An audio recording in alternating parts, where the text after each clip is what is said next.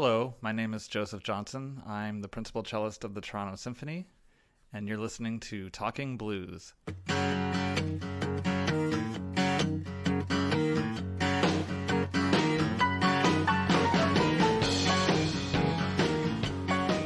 So, you do a lot of things. I know you're the principal cello of the Toronto Symphony, but you're also a solo artist.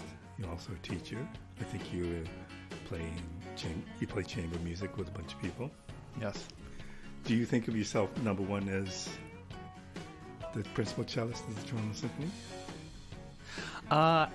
No, I don't. I love my job as principal cello of the Toronto Symphony, but I feel as a musician I'm sort of on cloud nine because I get to do everything. You know, I don't just play orchestra. I don't just play concertos. I don't just teach. I get to go back and forth between these worlds and intersect them. And it's taken a while. I mean, I've been a professional now for about 26 years, 27 years.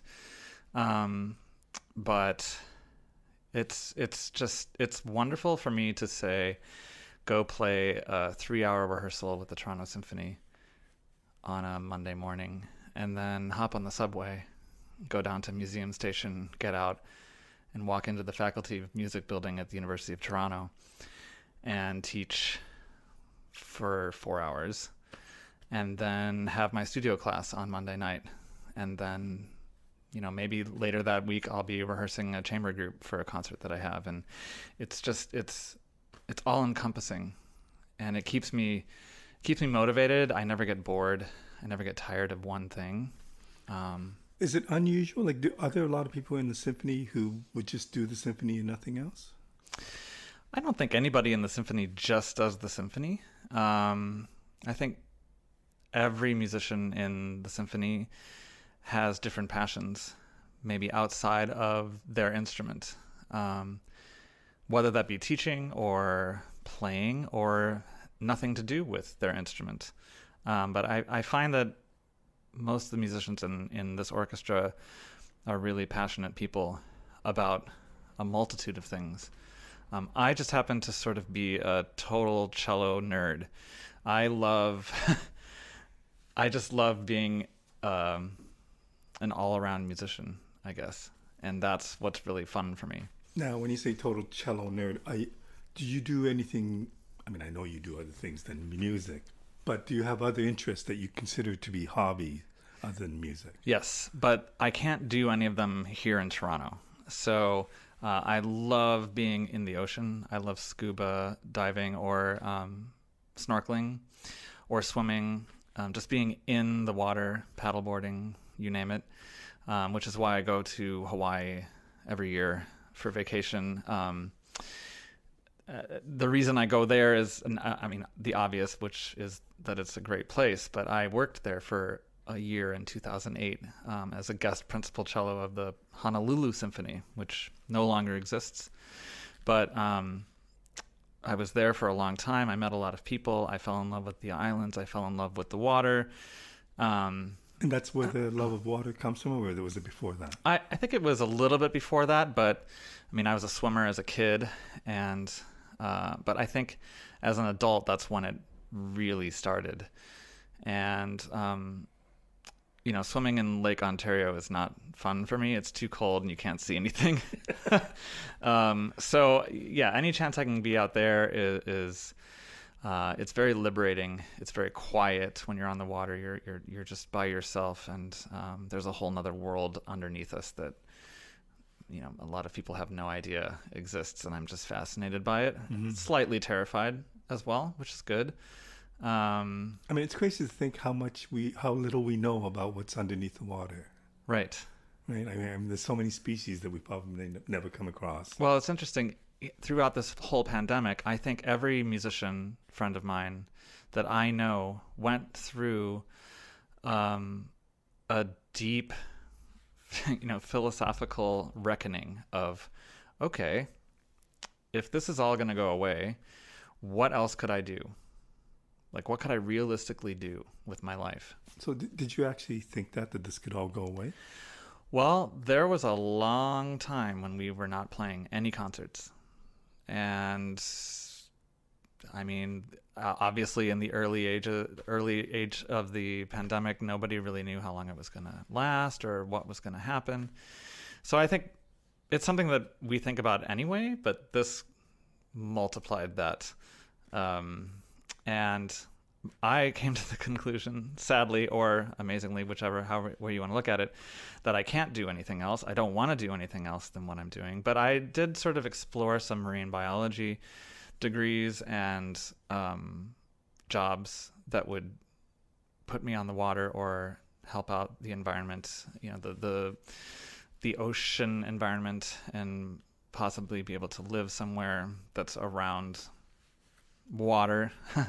But ultimately, it was just the thought of going back to school at my age, and it's terrifying, and B, I really love what I do. So, but yeah, that is definitely a hobby. At what point did you realize during the pandemic? Okay, so I gotta figure out how I'm gonna get through this with music, and I presume you probably still taught. Yes, thank goodness. I was so lucky to be teaching. Did that happen immediately, or was there a break? No, that was ongoing because everything stopped in March, but that was, right towards the end of the spring semester at University of Toronto. So all of the recitals were moved to, inside, or we tried to make it work as much as possible, recorded. So I was still getting students ready for things. And then as we started to get a handle on what was okay and what wasn't okay, we were allowed to do one-on-one lessons in person, which was great because it gave me a place to go, sort of purpose. But also the invention of Zoom was amazing as a teacher, because I got to meet all of these students and cellists from around the world that I never would have had the opportunity to meet. To teach, yeah, because everybody went online, right? The whole world went online. And I started getting these emails on my webpage saying, hey, I'm blah, blah, blah from blah, blah, blah. Could we have a lesson over Zoom? So how does that happen? How do they know to contact you? Well, I think young people now, they're always online. They're on their phones. They're checking things out. Everything is on the internet now. All these concerts, all these artists, everything. And admittedly, I don't have a lot out there on purpose. I don't know. There's something about that I'm not wild about. But so I have. What do you mean, like of your performances? Yeah. Just because it's not the same as the real thing. Kind of. It's partially that. Yes, it's laziness. I don't really have. I don't make the time to put stuff out there. I'm horrible with self-promotion. Horrible. But there's enough out there where people were able to find stuff and then find my webpage and listen to a few things and get in touch with me.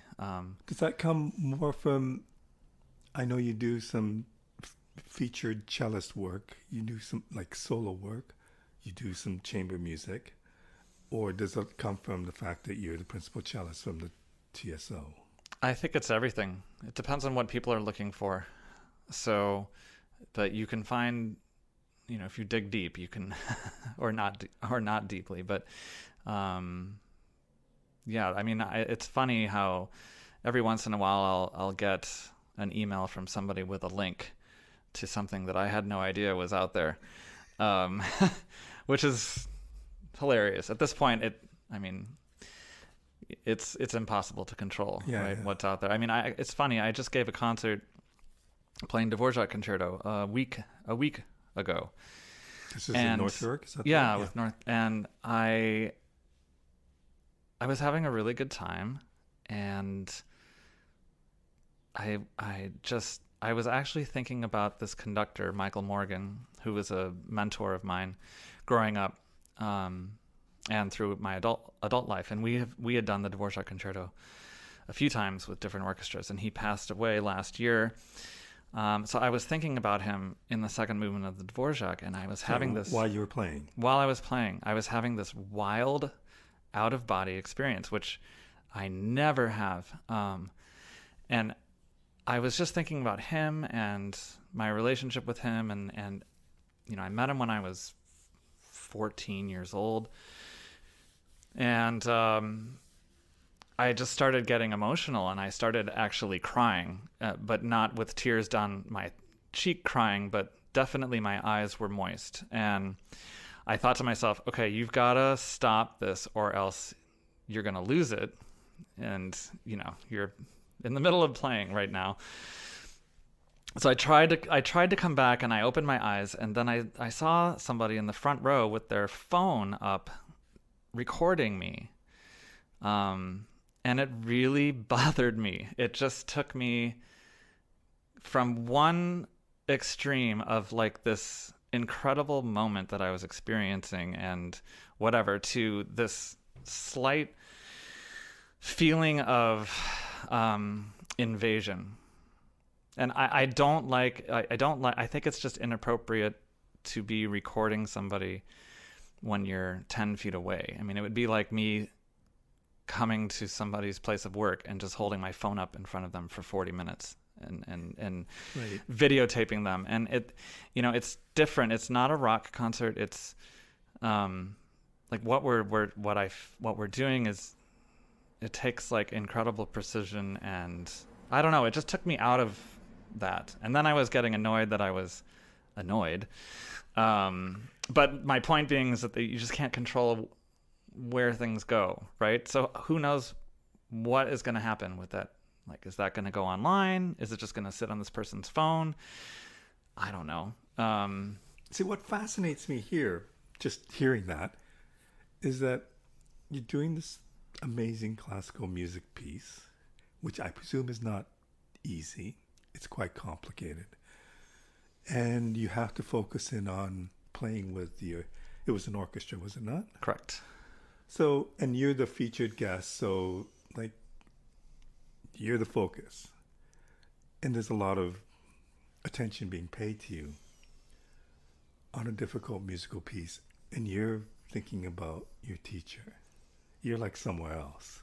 Right. Which I find amazing. I mean, and I know that at the same time, you have to be focused on the music that you're playing because you can't not do that Right. and get away with it. But it's amazing that you have the time to think about somebody who meant a lot to you while you're playing this, while you're concentrating on executing this music. Okay, well, I mean, first of all, the Dvorak Concerto is, every cellist's almost favorite piece to play in the world. It's just one of those great pieces. I've played it so many times over my life that, I mean, if TSO called me and said, hey, can you play Dvorak Concerto in 30 minutes? I'd say, yeah, fine. It's always in my fingers. It's always ready to go. I mean, I teach it all the time, and I practice it a lot. So it's one of those pieces that I can get away with sort of Right. leaving a little bit. If I were playing something, say, that I've never played before, or something that I'm really, really not super familiar with, I wouldn't probably not have been as relaxed enough to go there with my mind. And you just know, based on the piece and how you feel, what you can let your mind do. Right. Absolutely. I mean, it's kind of like the basketball player who gets in the zone, right? And just wherever they shoot the ball from, the basket's the size of the Pacific Ocean, right? And it's just this feeling where no matter what you're doing, it's going to be fine. And I think in performance, that's something that we really want to be able to get to, is that place of just pure harmony and ease with our surroundings, with our instruments, with the music that we are producing and the musicians that are around you. It was really cool. Also, the pandemic really changed people, I think, and gave us all a chance to sort of reflect on I don't know, what we're doing with our lives, how we are performing. And I remember coming out of the pandemic and starting to do live performances again, and I was not very comfortable. I was stressed out. I was feeling pressure and tension whenever I would have something big. As an orchestra player or a No, soloist? a soloist, or if I had some big solo or in the like. And I mean, it really got to the point where I thought, well, this is not how I want to go about my business. And I think as artists, we go through phases. I mean, as humans, we go through phases where things are great, things are not, things are great, things are not. And it's finding the right balance. But it got to the point where I actually felt like I needed to get some help from a sports psychologist, as somebody who deals with people who are performers. Okay. So I went through this program, and it was life-changing. I mean, I'm still kind of going through it, but since starting that, every major large concert or like solo concert or anything that's putting me like in the limelight has been so much fun and confidence building, and just shows you how powerful the mind is. But I can imagine if this is what you've done, and you've done this from an early age, to be dedicating a lot of time to your cello. And I presume that during the pandemic you still played, but probably not as much. And it's probably different to be on your own versus playing with other people. Right. So all of a sudden you're not doing that. And I've talked to a lot of musicians who say, I'm starting to play and it doesn't feel comfortable. Right. It feels weird. It feels scary. And this is what they've done all their lives. So I can imagine what an impact it would have on you. Like, it just seems normal to me. Yeah, I think that is. But also, I mean, it's funny. I mean, I have this conversation with many of my colleagues, right? Any musician who says, "Oh, I'm not nervous. I don't get nervous." I think, I mean, at least, I think any orchestral musician who doesn't play a concerto, 3 or 4 nights a week. Like, if you're a concerto soloist, you're used to it. That's what you do. Like, for me, I'm not playing a concerto every week. So when I do get to do it, it's just a little bit, it's just not as normal, right. I think. And then with that was just not, it wasn't very fun anymore. And I was actually thinking about just not doing it anymore. And then I thought about how sad that is, because I actually really, like, when I'm happy or when I'm in a good place, I love it. And I feel like I do it well. And I feel like I have something to say about these amazing pieces.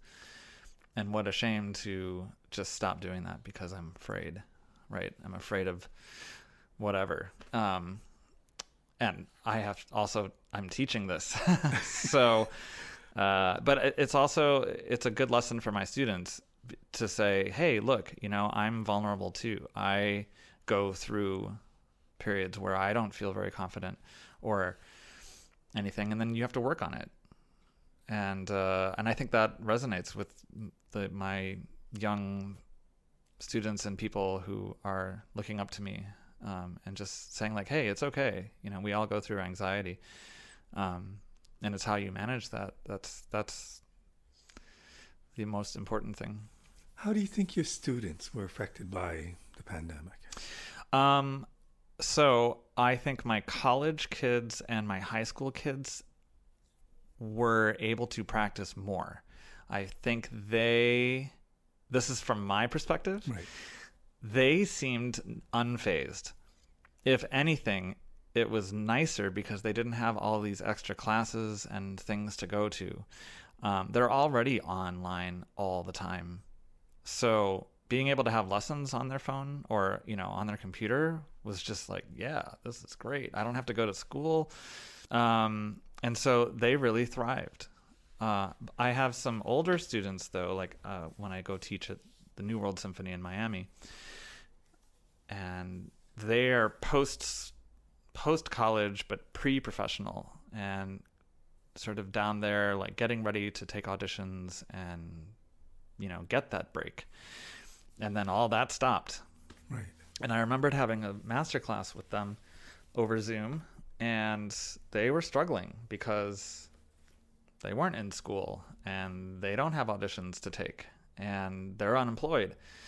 And I remember one kid, not a kid, he's, in mid-20s, but he asked, how do you play with passion anymore?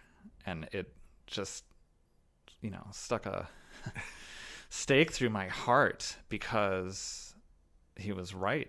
I mean, none of us had played with passion in over a year at that point. We'd all been practicing in our homes or making videos in our homes. But, the audience is what brings out the feels, the passion, when you have somebody to play for. I mean, you can play for yourself, but only to a certain extent. And then... So is it impossible to play really passionate without an audience? No, it's absolutely not. But if you're sitting in your living room for 10 months, okay, fine. When did has that passion come back to you? Oh, yeah, absolutely. And did it come back quickly? Yeah. Well, I'm a very passionate musician. So that came back really quickly. And I mean, but yeah, it's without that sort of deadline. I think musicians thrive under deadlines, and this is when you're going to play this piece at this date in this city in this venue at this time. Great, awesome, check. Like I have motivation for this program to learn this piece for that program. But when you take all that away, it's okay. I mean, how am I going to keep myself in shape and keep my mind fresh when I just don't have any kind of a pressure moment coming? And that was a real trick for everybody. And I think people handle it differently. I mean, in a way, when the pandemic started, I was burned out. I was even thinking about taking a sabbatical. I just hadn't taken a break in 27 years, and I don't even take summers. I mean, I go straight from here to Santa Fe, where I spend 10 weeks playing in the opera and the Chamber Music Festival, and then back here.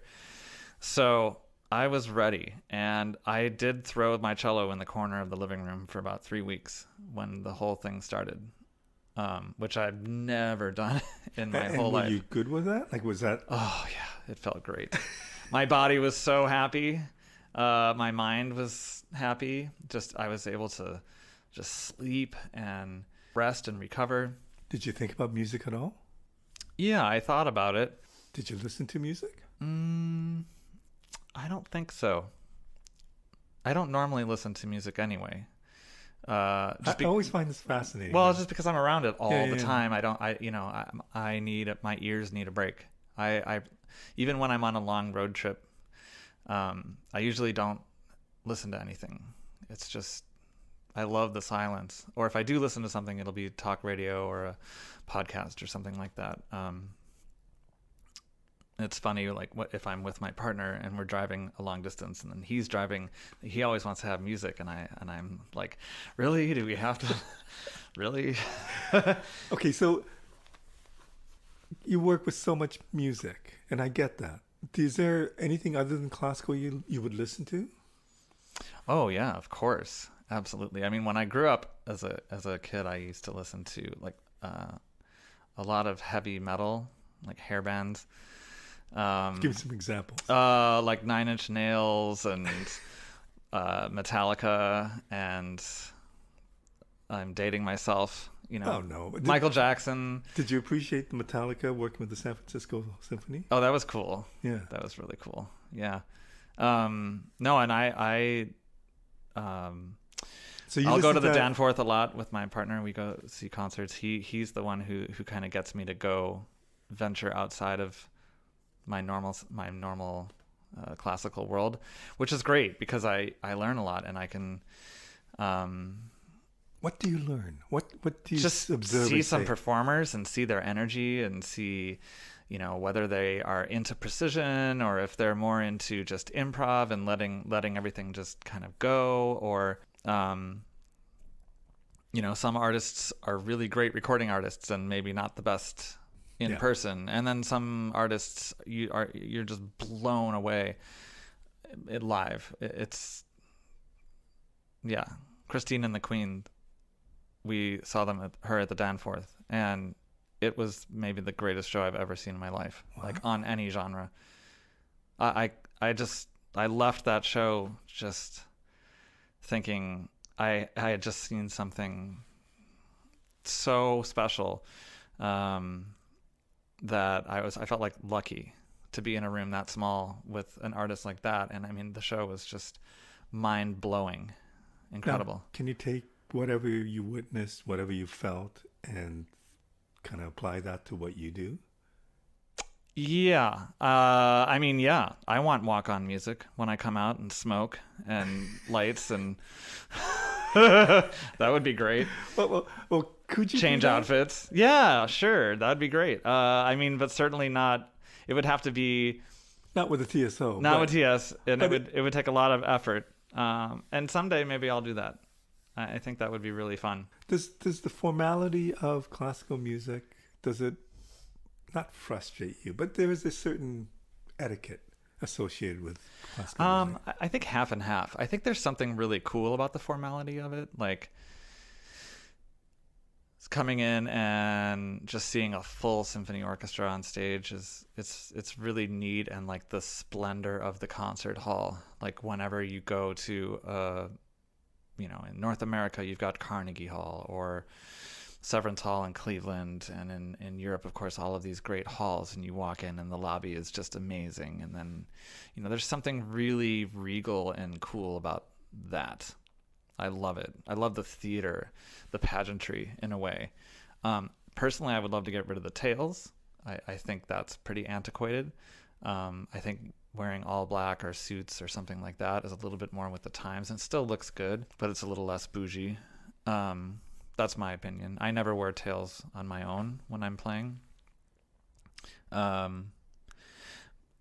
do like having a connection with the audience. So if I'm doing a recital or a chamber music concert, definitely I want to talk to the audience, because I think that eliminates this invisible barrier, if there is one. Makes me feel better as a performer. I think it makes the audience feel a little bit more connected to the performer. Can you give me an example what you would like? I mean, are you cracking jokes? Are you talking about the piece? Yeah, I'm talking about the piece, maybe talking a little bit about the preparation, talking about the composer, cracking some jokes. I'm very unscripted when I'm speaking to an audience. If you put a script in front of me, I'll turn into a stone tablet. It's horrible. Like I get so nervous. But if I can just be off the cuff, I think it's definitely more me. It's more fun.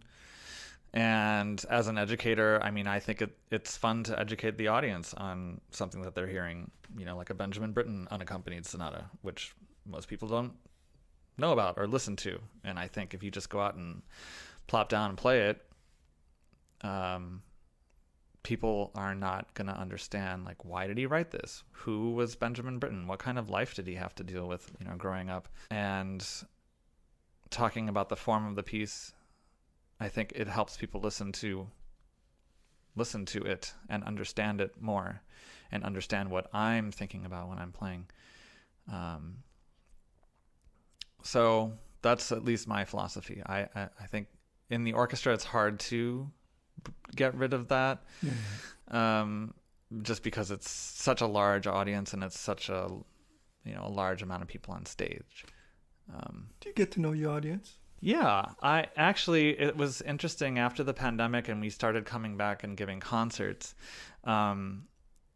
It was nice to see some of the same familiar people that come to our concerts on a regular basis, and kind of thinking like, oh, okay, good, you're fine, you made it. Oh, so good to see you, and we will wave at each other, or when the cellos sit on the outside at Roy Thompson Hall, there's just sort of like your people. These are the Wednesday night people, and we say hi to each other. And these are the Thursday night people, and we say hi to each other. And it's kind of cool. Then like if we have a Pops concert, like, oh, these are the Pops people that come and sit in my little section here, and that's really fun. Actually, I became really good friends with somebody who used to come and sit in the front row, like right next to me. And finally, after one concert, she came up to me and introduced herself and gave me her card and said, I don't want you to think that I'm a, crazy stalker person, but if you'd ever like to go have a drink sometime, give me a call. And I had been thinking the same thing because we had just chatted off and on for a few months, and I was thinking like, oh, this person seems really cool. And it turned into this amazing friendship. So I like that. Yeah, I mean, I think it's other fun. musicians tend to meet with their fans afterwards or whatever. I don't know what interaction happens with a symphony orchestra. It's weird. It can be anything. And sometimes some people, you don't want to. It's a tricky thing. I think it's just you can tell if somebody's cool and chill or if somebody's a little less cool and chill. Because I don't know. It's it's different, but it's funny. It's really funny. When you, like, I've been here for 12 years now, so anybody who comes to the symphony on a regular basis is going to know who I am or what I look like or anything like that. And it's just funny to run into people randomly all over the city who will come up to you and be like, are you in the symphony? Like, oh, I love coming to the symphony, and I love that. Like, I think it's great. One of the funniest ones was when I met somebody in Costco, and I go to Costco like twice a year, and this woman comes up to me, she's like, are you Joe Johnson? And I said, yeah. And she's like, oh my God, what are you doing here? And I said, well, I gotta shop too. I gotta get Kleenex and whatever. And she just thought it was just so weird that I was there. And I was like, why? I'm a person, I need my 12 dozen muffins. Exactly. So it was just funny. But I get a kick out of that, and just seeing people that want to tell you how much your performances mean or how much they love coming to the symphony, or I saw you play 2 years ago at blah blah blah and blah blah blah, and it's really cool because it impacts people. And on stage we don't really get any feedback except applause. Mm-hmm. But we don't know, like, maybe to the degree of what your performance means to them.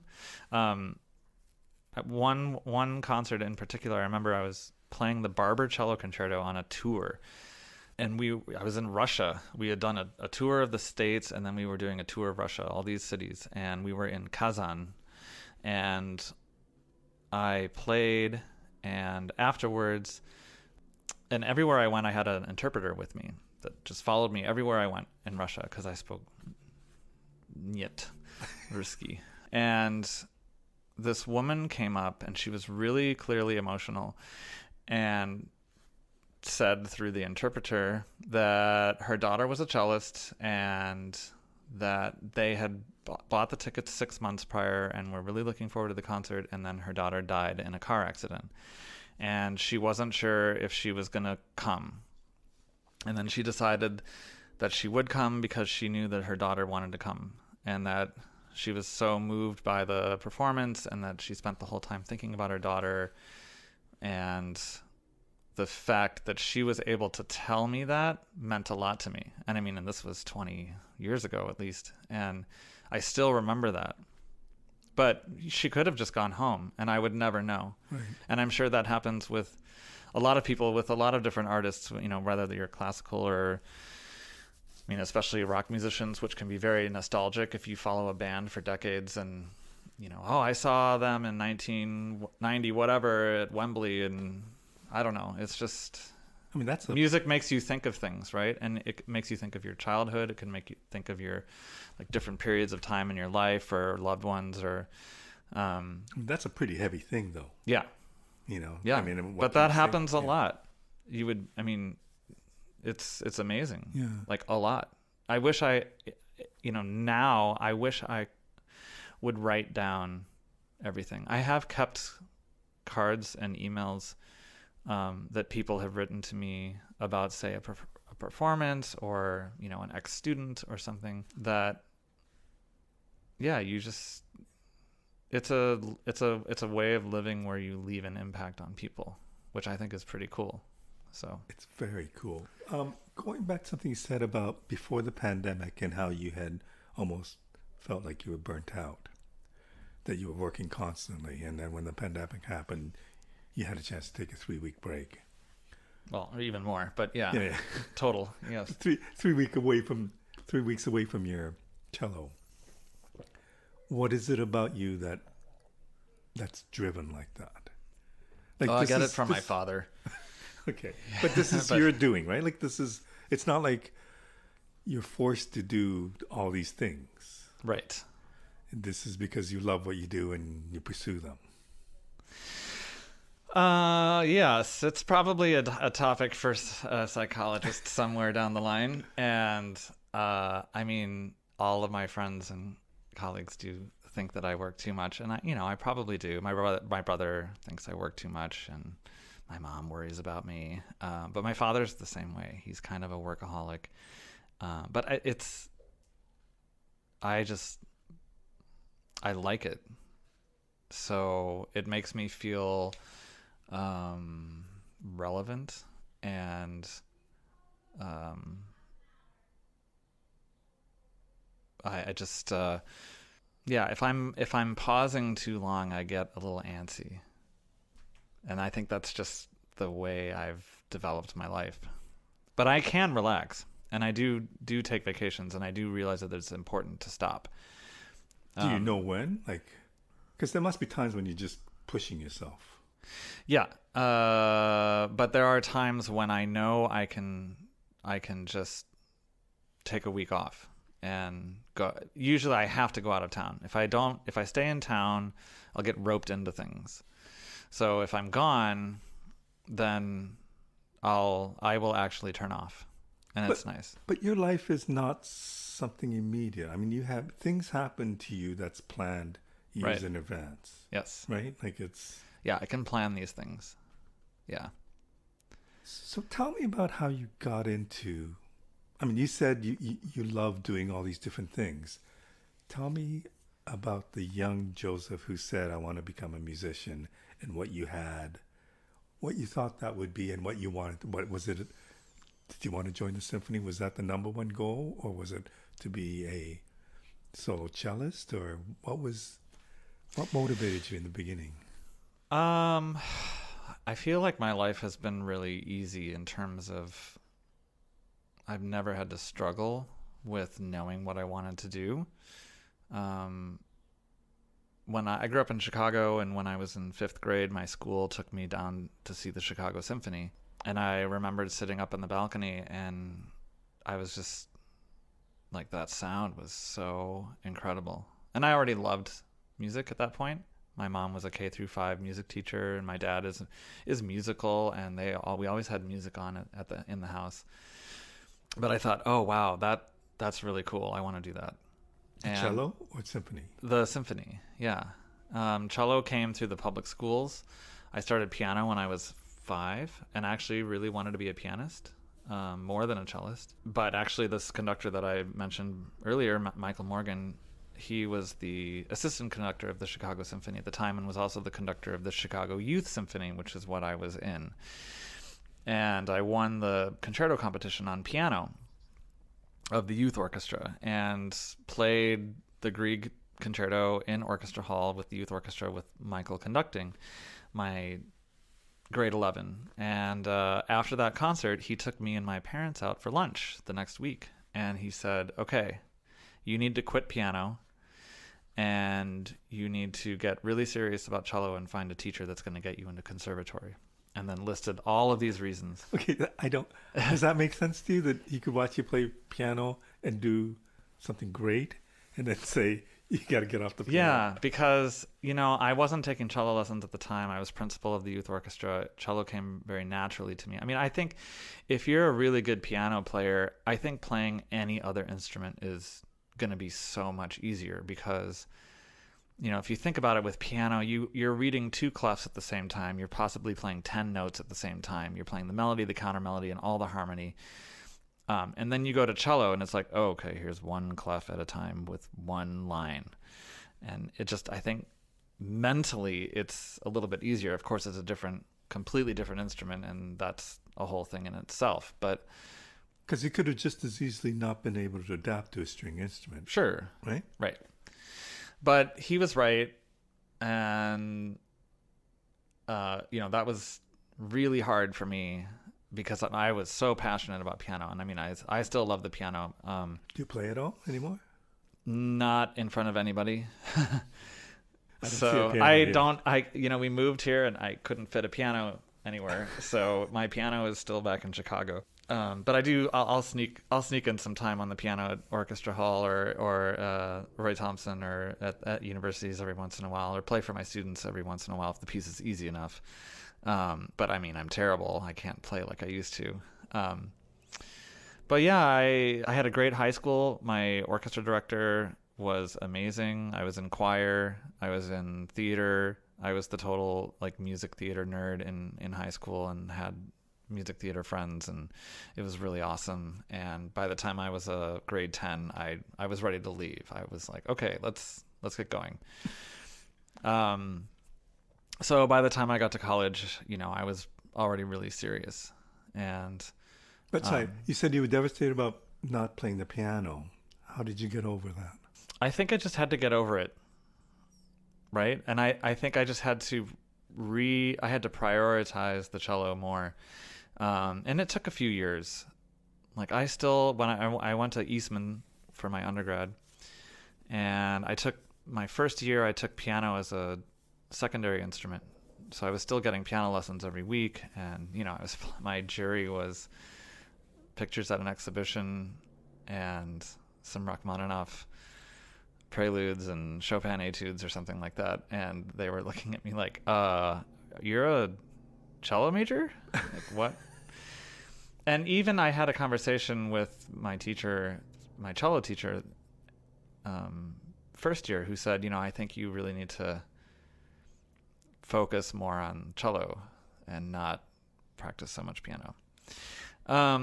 So yeah, it was definitely a slow burn.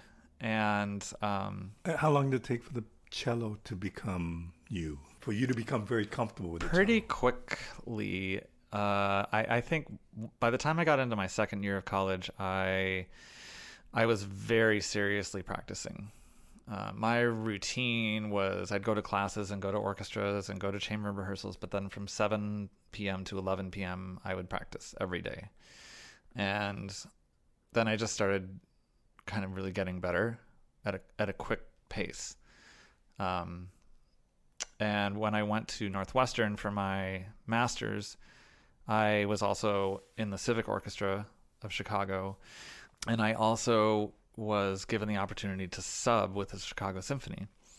And let me tell you, that was so incredible. I mean, I was playing with my hometown orchestra and sitting in front of Bud Herseth and Dale Clevenger, principal trumpet, principal horn, like legends of the brass world, playing Mahler's 6, and then going from that rehearsal to my Northwestern University Symphony rehearsals.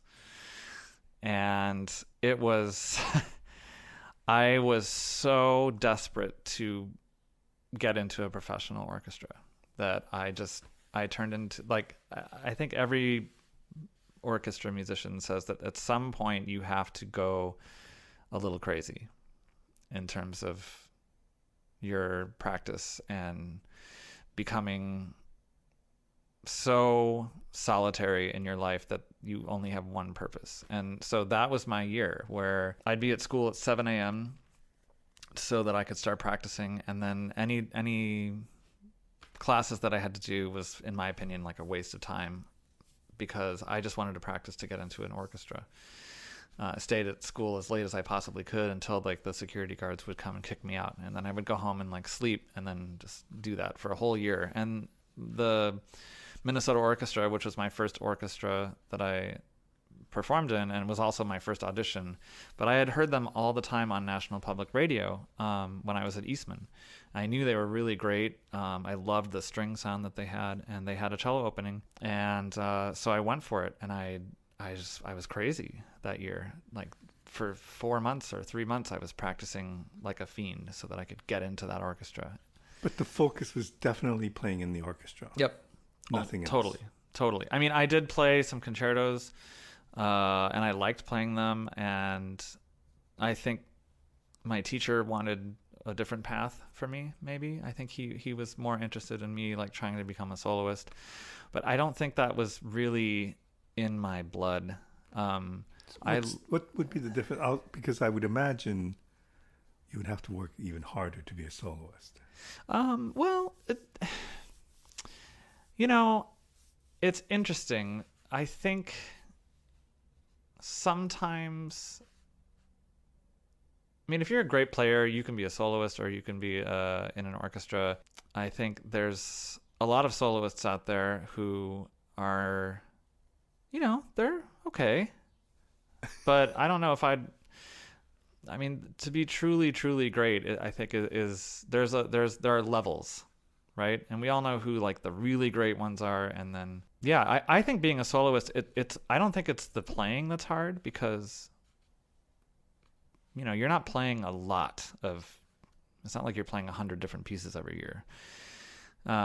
For me, I think it's the travel and the constant sort of self-promotion and being in cities that you don't know anybody, and like having to go and talk to people that you don't know and you may never see again, that was not appealing to me. And I think also I'm not good at that. Like, I think some people love that. They love traveling, they love the attention, they love meeting people and whatever, and they're excellent at it. It just wasn't really something that I'm totally in love with. I actually I kind of feel bad for some of the soloists because they're so busy. They're always traveling. They're, I'll if I'm friends with somebody, I'll ask them like, hey, do you want to come over for dinner? Do you want a home cooked meal, or do you want to hang out? Because I think it can be a very lonely life. What makes a good orchestral player? I just think a great orchestra player is somebody who can really play their instrument, but also knows how to play well with other people. Has great radar, really awesome rhythm, just sort of like innate rhythm and pitch. But also, it's just being a good colleague, in my opinion, is the key to being a great orchestra player. Okay, so I've asked this to a few other TSO members, but as the principal cellist, what is your role? What makes you the principal cellist, and what is your role of being a principal cellist? Well, just the obvious things, which is like playing all the solos, doing all the bowings for every season. Is that a difficult thing? No, it's just time consuming. But I've got it down now. So basically, this season you're going to play X number of pieces, and you have to figure out how the bowing goes for all the cello. Yes. Yep. But we do it in a cycle. It starts with the first violins, then goes to the second violins, then goes to the violas, then comes to me, and then it goes to the basses, so that we're all more or less doing the same thing. Otherwise, it would be chaos if half the people are doing up bows and half the people are doing down bows when we're together or something like that. So we have a system on how we do bowings. But yeah, we have to bow everything that we play. So at what point did you decide? So you decided you wanted to be a member of an orchestra. At what point did you decide, I want to do other things? Or what was the next priority to you? Was it teaching? Was it doing some solo work? Was it being in a chamber with a quartet or something? When I was in Minnesota Orchestra, I was in a quartet for 7 years, and it was with 3 other really badass players who we were all young. We wanted to work, and it was awesome. It was amazing. I loved it. I feel like quartet playing for me is the ultimate of everything, because you get to be a solo voice, but you're in an ensemble. So it requires everything, like incredible precision of your own playing, incredible radar on being aware of what everybody else is doing, and then playing as one unit. It was really kind of what we wanted to achieve. We would practice 3 to 4 times a week for 7 years, and we did like most of the Beethovens, all the Bartoks. Those were priorities for us. A whole slew of other things, and I mean, to be able to talk about matching vibratos and going beat by beat and pitch and everything, and just trusting 3 other human beings, like you know exactly what they're going to do and how they're going to react in a certain situation. You don't get that as a soloist, because as a soloist you're by yourself. You don't get that in an orchestra because there's just too many people and you can't hear them. And so yeah, it was, I mean, I think most string players, if you ask them what's your favorite medium, would probably say string quartet, because it's just, the music is amazing, it's endless, and it keeps you on your toes. But it's got to be tough to be working as a string quartet all the time. Yeah, it's hard. I mean, it's hard. You have to split everything 4 ways, and you're hustling all the time. But the music making is awesome. It's just, for me, it's the best. Are you in a string quartet now? No, it's too hard. I don't have time, and the way I would want to be in a quartet is with like total, what's the right word? Commitment. Not like just getting together for 4 days and putting something together and then playing. Like that's not what I would consider to be. Like you would replace the orchestra with the string quartet? Well, if I were going to do it, then yeah. Otherwise, it's sort of like 80%. Like I'll do it, but it's okay. So it's just. But is it an ultimate goal? Like, would you one day want to do that? No, because I don't want to travel that much, and I mean, if it was a quartet with 3 other people and we had like some amazing residency at a great university, yes, but I think those days are gone, and that's fine. I love going to hear like really amazing established quartets that have been playing together for a long time, and the dedication it takes, it's pretty remarkable. And I know what I got to experience. I did get to experience it at a really high level with these amazing players, and so I know what it was like musically. And I presume musically or the way you play your instrument is quite different. Yes. From being in an orchestra versus being in a string quartet. Versus being a soloist. Absolutely. Has to be. I mean, if you want to blend, right? If you want to be a sensitive musician, then you need to be able to wear the different hats. The soloist hat, the orchestra hat, the chamber musician hat. Yeah, you cannot approach it the same way. Definitely. But that's also what's really fun about it. How do you decide on the solo stuff that you do?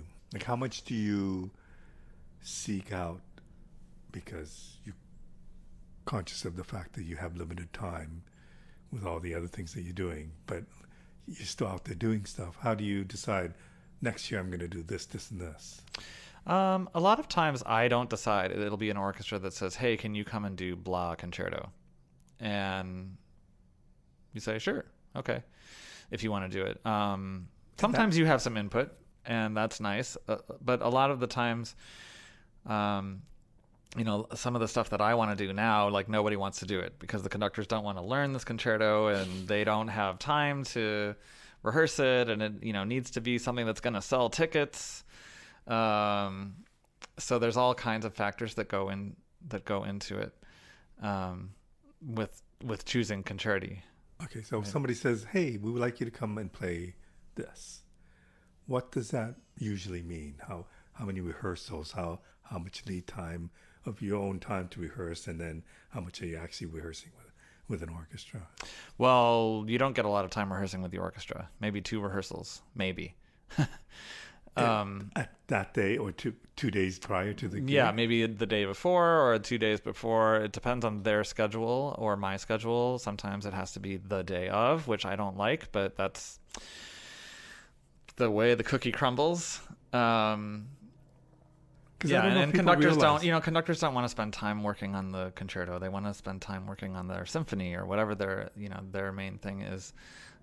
It's funny how that works. So really, as a soloist, you have to go in just knowing exactly what the orchestra is doing, unless it's a new concerto and you're actually spending time as an orchestra, as a conductor, and as a soloist, like learning the piece together. Because sometimes, if you're playing a new piece, all you have is the score, and you don't even know what it sounds like until you get there. I mean, you can have an idea in your head, but that's always really fun for me, is working on a brand new piece that nobody's ever done, and then getting to that first rehearsal and like hearing it, because you don't know. But I also wonder, when you're hearing it, when you're playing, is it the same as what I'm hearing it as the audience? Oh, probably not, because we're thinking about different things. Yeah. I mean, I'm focusing on different things than an audience member, right? So, yeah. And I mean, I think as an audience member, if I go and see a symphony or a ballet or an opera, I'm probably more focusing on like listening to the cello section than whatever, just because that's my nature, right? Which is cool. It's like audiences listen for different things. So, so you talked about people who've influenced you. You talked about the conductor and obviously somebody who said you should play the cello, who had a major impact on your life. When did you decide teaching was important to you? Well, in my 20s, I probably said to many people, I will never teach. I have no interest in teaching. I just want to perform. And, funny how things change, right? How did it change? Well, I think... And sorry, why did you feel that way? Just because you're too busy being an artist? I just had no desire. But also, I didn't really know what I was talking about either. I mean, I think that the great teachers are the teachers that have been around a long time and have a lot of experience. So as a 20-year-old, you don't know anything. I mean, really, about anything. So I think partially it was just I had nothing to offer. I had no experience with anything. I was still trying to figure out how to play the cello. I mean, I'm still trying to figure out how to play the cello. But I think it started when people just come up to you and say, "Hey, can I play for you?" Like students at a university in the city that you're living in, and then maybe you get invited to go teach a class here or there, and slowly it's just started becoming more normal, and then more and more people want to take lessons with you, and then you get noticed by this university over there. Hey, can you come do this master class? And then it's like, hey, I see you're teaching over here. Do you have time to come teach here? And then it just kind of spirals. It's wild. And do you remember the moment where you thought, I'm enjoying this, I like what I'm doing? In terms of teaching. I don't know. I've always loved teaching, but now I love teaching because I have some experience doing it now. So I feel like I can. I mean, that's the beauty of teaching, is that every student that walks into the door is a completely different set of issues, right?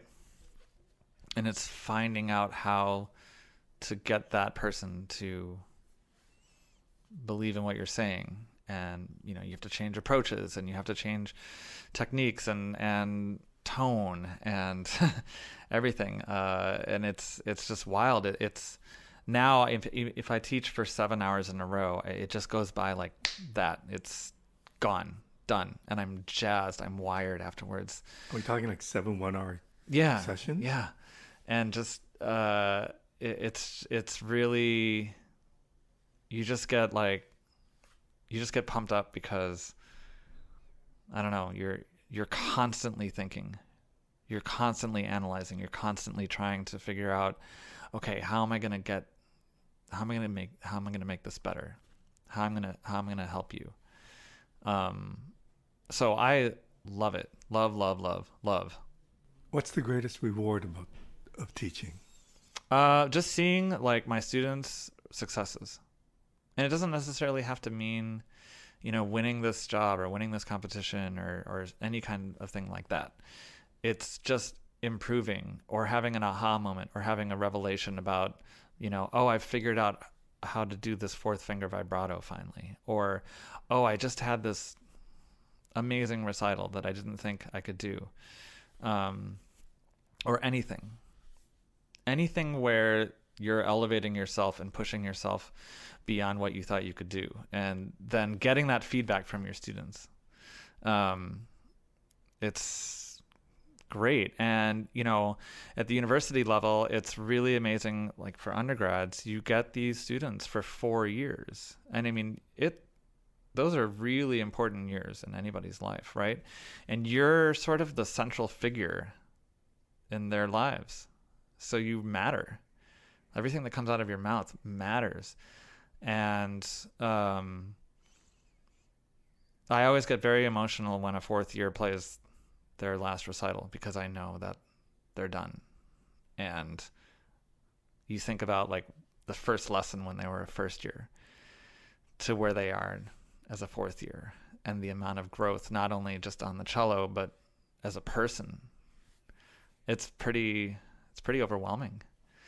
And so yeah, there's so many rewards to teaching, and like students come back to you and say, I'm doing this, or I'm getting married, or whatever. It's just, I mean, I'm still close with my teachers, and that was 30 years ago now. And I know they love hearing from me, and I still thank them for everything that they did for me, because they were, kind of like my third parents, so to speak, at that time. So the young kid that decided that I want to be in the orchestra, to the guy who's in the orchestra, tell me about that journey, how you look back on it.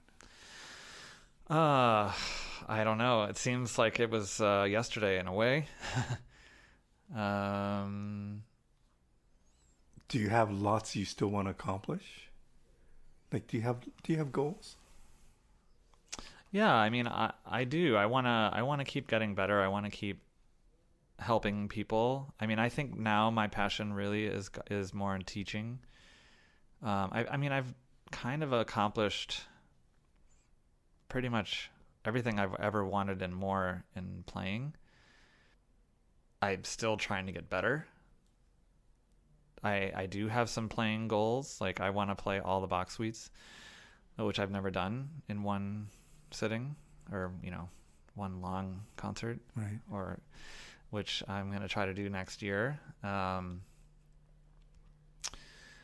have a job in the summer at Santa Fe Opera, so I love playing opera, and there's a lot of operas that I haven't played yet, so that's always exciting when I get to play some big opera that I've never done before.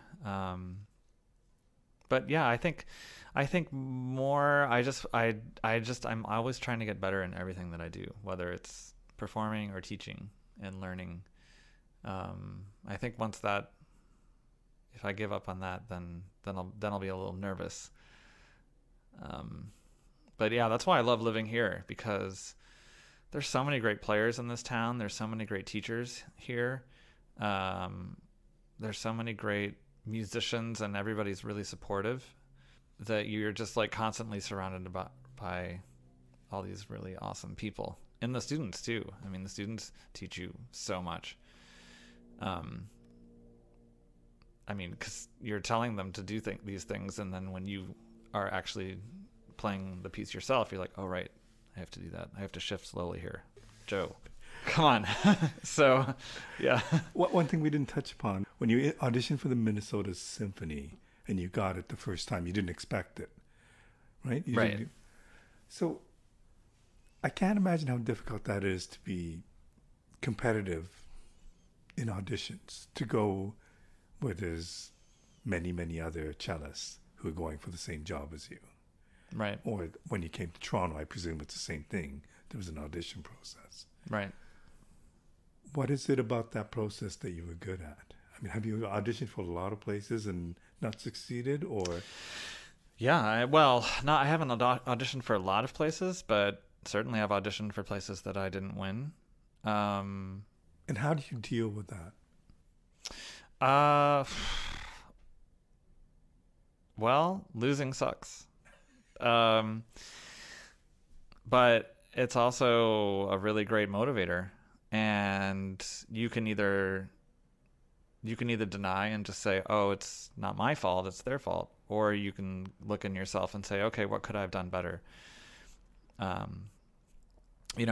It's funny, the auditions that I didn't do well in were auditions that I took that I didn't really totally 100% want. It's like, oh, I should go take this audition. I should. Okay, I'll go do it. But then you just don't have that sort of commitment. And not to say that if I had the commitment, I would have won, but the auditions that I have won are auditions that I was desperate. I really wanted to win. And it just changes your whole work ethic and your focus and what you're willing to do to prepare for that moment. So whenever students or people say, "Oh, I'm going to take this audition. I think it'll be a great experience. I know I'm not going to win," but then I say, "Well, then why bother? Why bother going to this audition that you're going to lose? Who wants to go and do something where you're going to suck?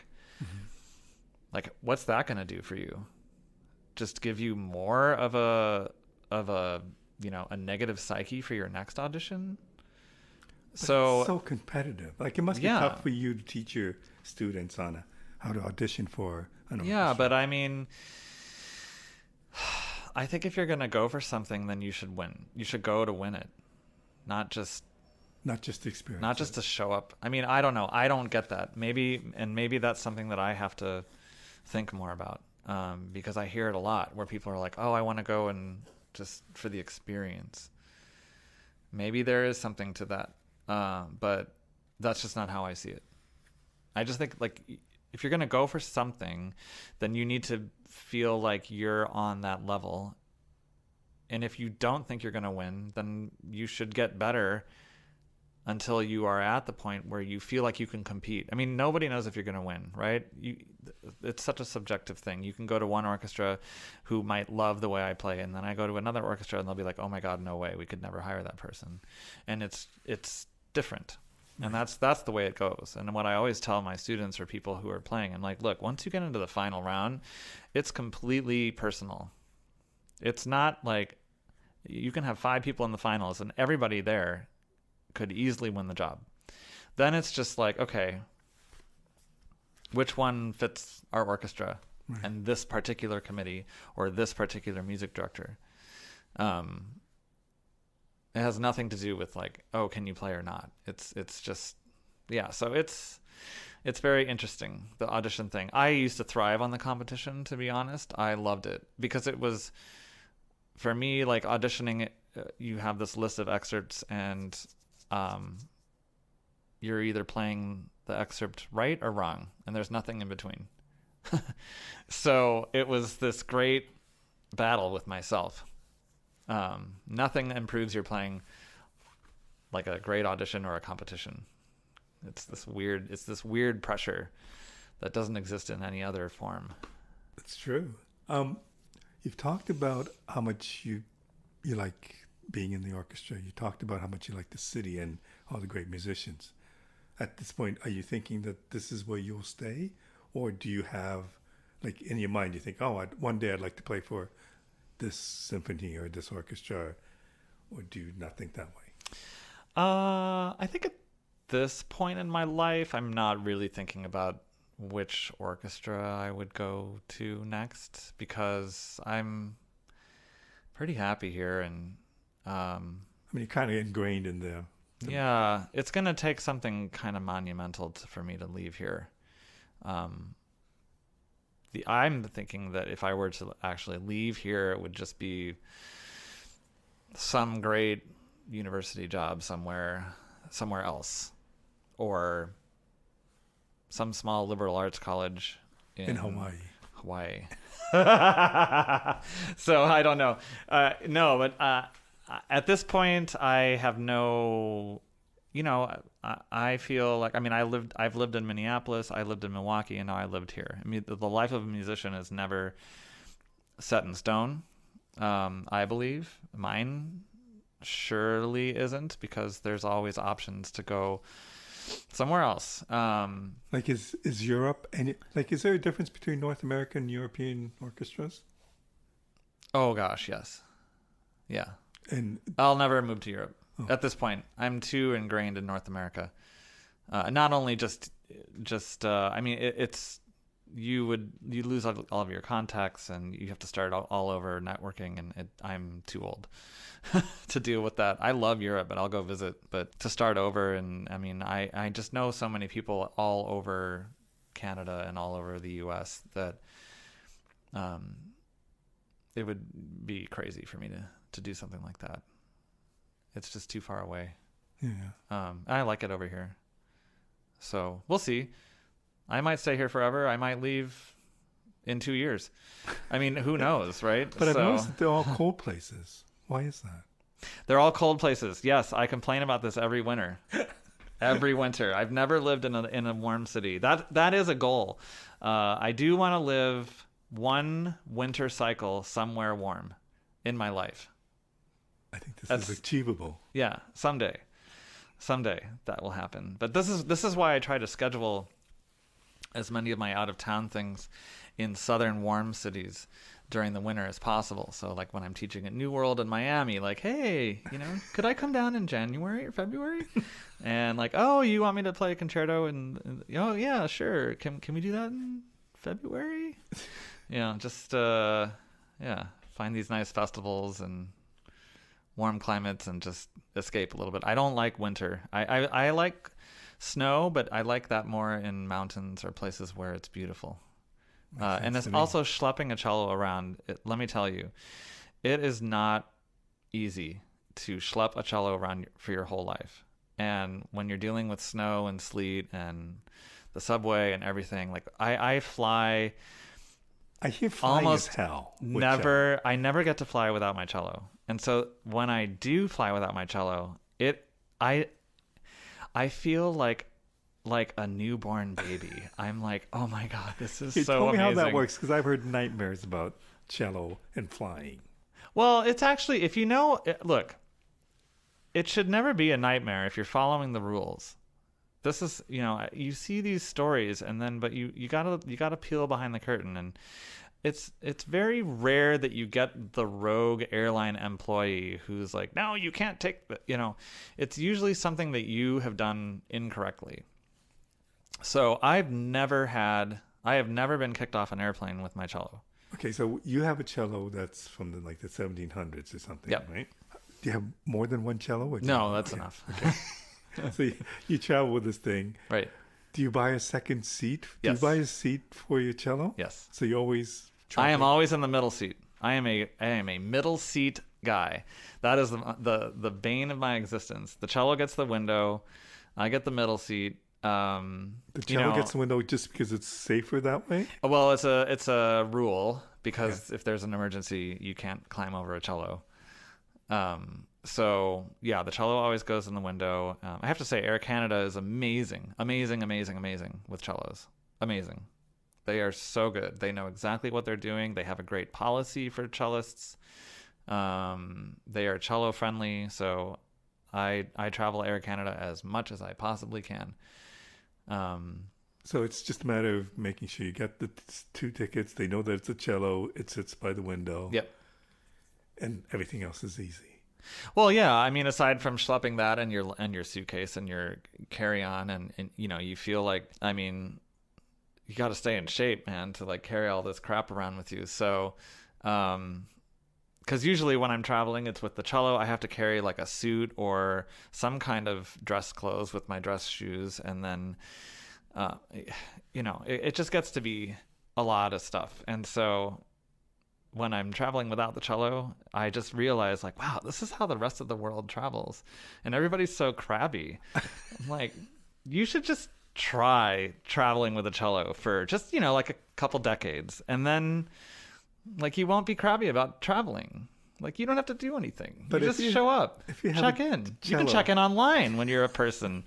It's amazing. How do you leave your cello behind, though? Is that a difficult thing to do? When you decide you're going to go to Hawaii to scuba dive and you're not bringing your cello, No, it's really not hard. where does the cello stay? In In the house? That's it? It can stay. It usually stays somewhere secure. If I'm gone, yeah. I'd So. imagine. But no, it's not. It feels weird. I always feel weird when I don't have it physically. It's like phantom. Like if I don't know. Well, If you like lose your scuba leg or diving. something, it's like you feel like there's a part of you not with you now, at least because I've been doing it for so long, that even when I know I'm traveling without it, leaving the airplane, I feel weird not unbuckling it and taking it out or whatever. It's just it's funny, but it feels really good. It's so nice. I just did it. What did I do it? Oh yeah, about a month ago, I took a flight without it, and it was amazing. It was great. My final question. Tell me about your relationship to that cello. What is that relationship? Well, I think everybody's relationship with their instrument is so personal. It's your voice. It's what you're giving the world. So, yeah, finding the perfect instrument for any musician can be a really long, arduous process. This one I've had about 5 years. It came sort of to me in a very interesting way, and but yeah, it's a beautiful Italian cello from 1780, and I love it. We get along really well. It's a really great instrument to play concertos with, because I feel like I don't have to force my sound out. As a cellist, when you play concertos, we're kind of smack dab in the middle of the register. So people are always saying like, I can't hear the cello, but with this cello, I never get those comments, and it just feels like the cello just kind of zings out into the hall. So it's fun. And Did you know the first time you played it that this was? yeah, I knew that there was something, for sure. First note, absolutely. And how much has that sound changed over the last 5 years? Probably a lot. It you learn from the instrument. I think when you've reached sort of the max of an instrument as an artist or as a performer, you kind of know. You're like, okay, I can't give any more. This instrument and I have reached this point where I want more out of this relationship, and then that's when you change. And sometimes you never get there, and you're just happy. You're like, yeah, this works. Okay, great. So there's a chance that this might not be your instrument. I don't know. Right now, no. I mean, I love it. I'm happy. It gives me everything I need. It's perfect for everything: soloing, chamber, orchestra, teaching. So yeah, I'm not looking around. That's for sure. Does it have a name? No, it doesn't have a name. I think I named my cellos when I was a kid, but now it's just the cello. Yeah. Joseph, thank you so much for doing this. Of course, I really pleasure to appreciate talk this. to you. Yeah, thank you so much.